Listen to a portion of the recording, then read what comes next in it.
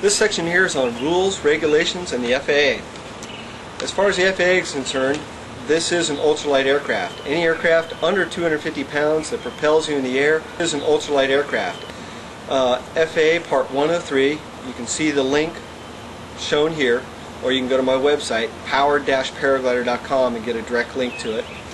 You'll want to go there and read the rules. The gist of the rules for powered paragliding is 3 rules.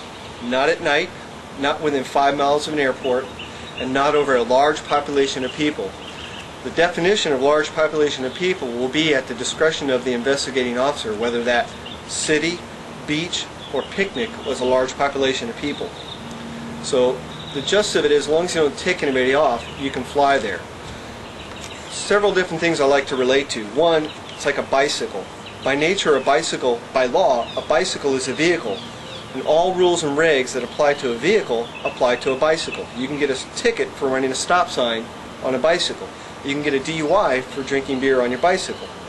Same thing with a powered paraglider is an ultralight aircraft. All the rules that apply to an aircraft apply to it. You can't launch or land an aircraft from the beach.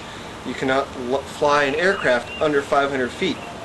And even more so, like we can't launch from the beach because even though it's not an aircraft, there's rules of the city say no motorized vehicles on the beach. A lot of little rules and regs to be aware of.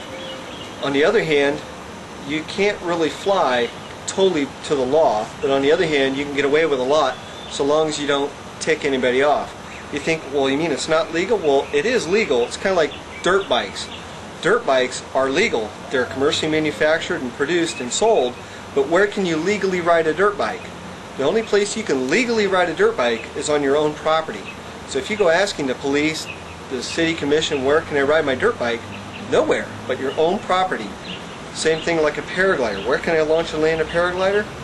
Technically, nowhere really, except for above 500 feet, under 750, not at night, not within 5 miles of an airport, and not over a large population of people.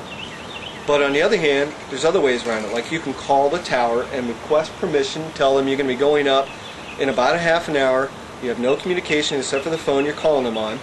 You'll call them when you go up, call them when you come down. You're going to be up over 500 feet, under 750 feet, in the vicinity of, and you'll call them when you come down. If they give you permission, you're okay. You can do that. You can even launch from some airports, not international airports of course, but from airports, if you have permission from the tower. So there's a lot of things to consider as far as rules and regs. There's no black and white with this. There is, but there isn't. There's a lot of gray area. As long as you don't tick anybody off, you're alright.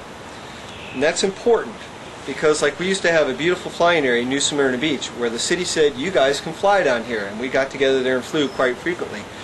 Somebody kept flying over the crowd where we weren't supposed to, and now that whole area has been banned. It's a very important situation because, understand, when you're coming into paragliding, you represent us all. And if you go out there and piss people off, if one person does that, you can compromise our freedom that we have.